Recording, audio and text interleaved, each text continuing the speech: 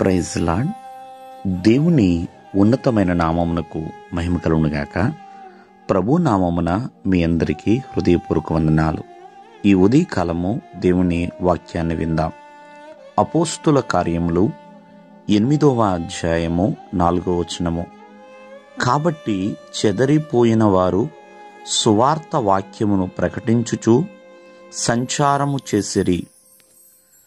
ప్రియులరా, ఎప్పుడైతే స్టెఫను రాళ్లతో కొట్టబడి చంపబడ్డాడో, హతసాక్షిగా మార్చబడ్డాడో, మరి యెరూషలేములో ఉన్న సంఘానికి గొప్ప హింస కలిగిందండి.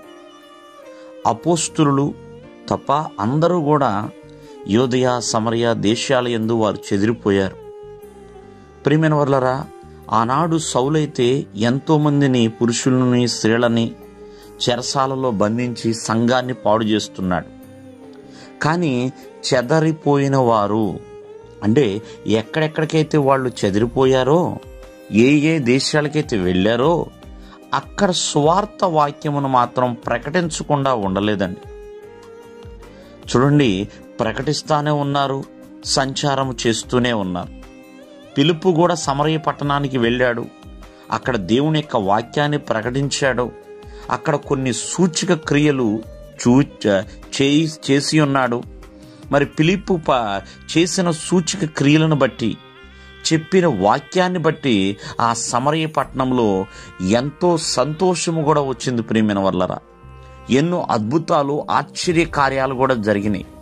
ఎందుకంటే వారు చెదిరిపోయారు కదా, వారు దేవుని ద్వారా మేలు పొందుకోలేదు, వారు హింసించబడ్డారు, వారు ఎంతో శ్రమ అనుభవిస్తున్నారు, వారు దేవుని ద్వారా నష్టాన్ని చూశారు అని చాలామంది అనుకుంటున్నారు. కానీ ప్రియమైన వర్లరా, ఎప్పుడైతే మనము దేవుణ్ణి నమ్మినందుకు ఒక శ్రమ అనుభవిస్తున్నామో ఆ శ్రమ ఎప్పుడు కూడా ఒక ఆశీర్వాదకరమే. దేవుడు కార్యము చేయబోతున్నాడు, దేవుడు ఒక అద్భుతాన్ని చూపించబోతున్నాడు. చెదిరిపోయిన వారు సువార్త చెప్పేందుకు ప్రియమైన వాళ్ళ భయపడలేదండి. అటువంటి పరిస్థితుల్లో కూడా వాళ్ళు సంచారము చేస్తూ కూడా సువార్త వాక్యమును ప్రకటిస్తూనే ఉన్నారు. కావున ఈ ఉదయకాలం ముందు ఆలోచించండి. ప్రస్తుతమైన దినముల్లో నీ జీవితంలో కష్టకాలం రావచ్చేమో, శ్రమగా ఎన్నో ప్రతికూలమైన పరిస్థితులు వచ్చినాయేమో.